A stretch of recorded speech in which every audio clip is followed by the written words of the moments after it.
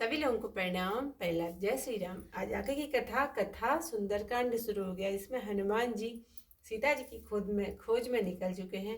तो अब हनुमान जी की जो सीता जी की खोज है, तो वहां पर से कथा शुरू होती है। हनुमान जी ने हाथ से छूकर उनको प्रणाम किया और बोले, हे भाई, रामचंद्र जी का कार्य किए बिना मुझे विश्राम कहाँ है। हनुमान जी को जाते देवताओं ने देखा। उनके विशेष बल और बुद्धि को देखने के लिए सुरसा नामक सांपों की माता को भेजा। उसने हनुमान जी के पास आकर यह बात कही, आज तो देवताओं ने मुझे बड़ा अच्छा भोजन दिया।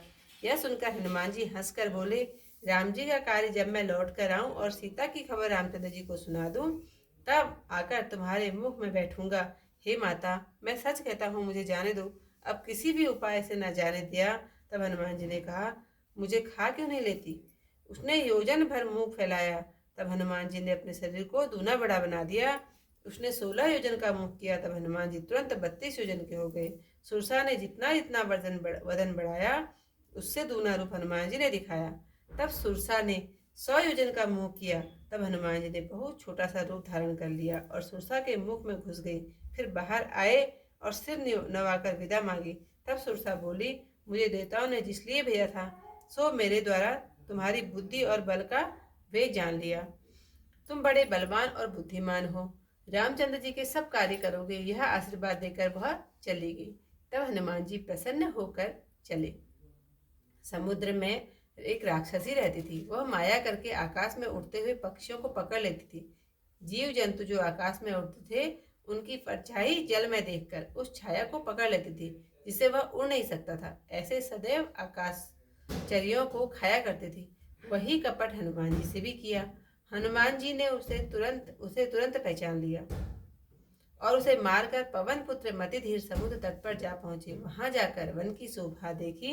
शहद के लोभ से भौरे गुंजार रहे हैं। नाना प्रकार के वृक्ष फल फूलों से शोभित हैं। पक्षियों के झुंड देखकर हनुमान जी को बहुत प्यारे लगे। आगे बड़ा भारी पर्वत देखकर उस पर हनुमान जी निडर होकर चढ़ गए। हे पार्वती, इसमें हनुमान जी की कुछ बड़ाई नहीं है। यह प्रभु का प्रताप है, जो काल को भी खा लेता है। पर्वत पर चढ़कर हनुमान जी ने लंका देखी। बहुत बड़े किले का वर्णन नहीं किया जा सकता। वह कोट बहुत ऊंचा है, चारों तरफ समुद्र है। सोने के किले कंगूरे बहुत चमकीले हैं। सोने का परकोटा रंग बिरंगी मणियों से जड़ा हुआ है। अति सुंदर घर है। चौराहे, बाजार, अच्छी सड़कें, गलियों से सुशोभित नगर बहुत उत्तम रीति से बसा हुआ है। हाथी, घोड़े, खच्चरों के झुंड तथा पैदल और रथों को कौन गिन सकता है। बहुत प्रकार के रूप महाबली राक्षसों की सेना का वर्णन करते नहीं बनता। वन, बाग, बगीचे, फुलवाड़ी, तालाब, कुएं और बावली शोभायमान है। मनुष्य, नाग और गंधर्व कन्याएं अपने रूप से मुनियों के चित्त को भी मोह लेती हैं। कहीं पर्वत के समान देह वाले महाबल मल्ल गरज रहे हैं तथा अनेक अखाड़ों में बहुत भांति से लड़ रहे हैं और एक दूसरे को ललकार रहे हैं।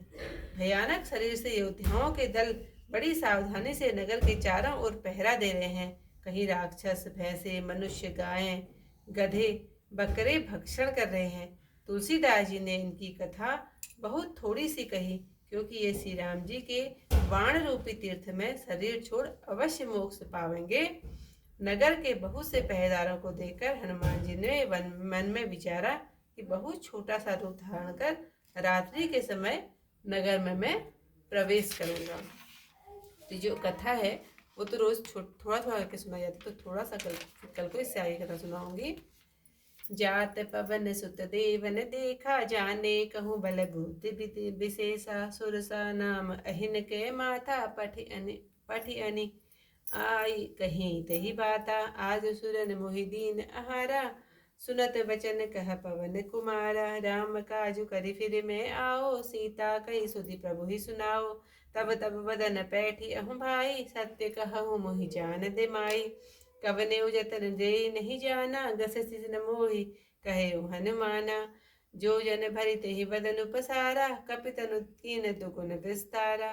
सो रह जो जन मुख ते ठायो, तुरत पवन सुत 32 भयो। जैसे सुरसा बदनु बढ़ावा, तासु दोन कपि रूप दिखावा। सत जो जन तेहि आनन कीना, अति लघु रूप पवन सुत लीना।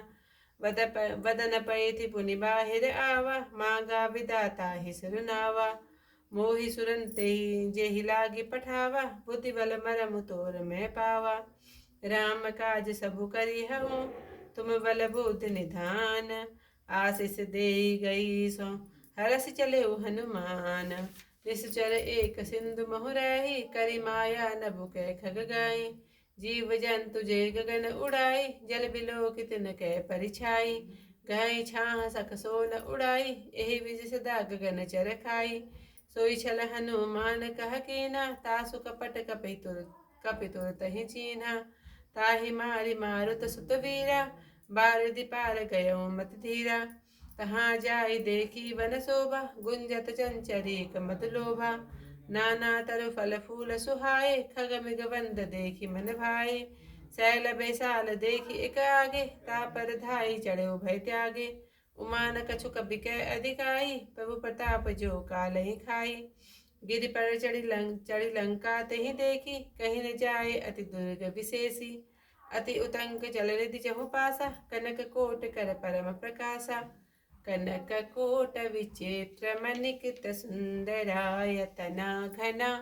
चहु हट हट सुवट विधि बरु पुर बहु विधि चारुपुर बहु विधि बना।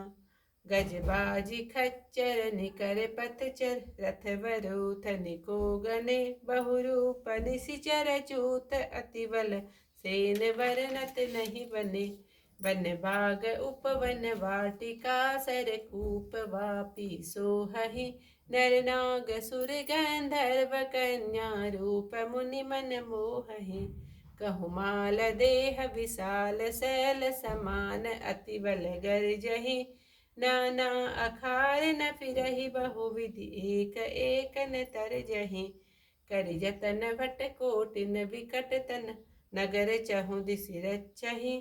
कहूँ महि समानुष धेनु कर अज, खल निशाचर बच्छहि। एहि लागी तुलसीदास इनकी, कथा कछु एक है कही।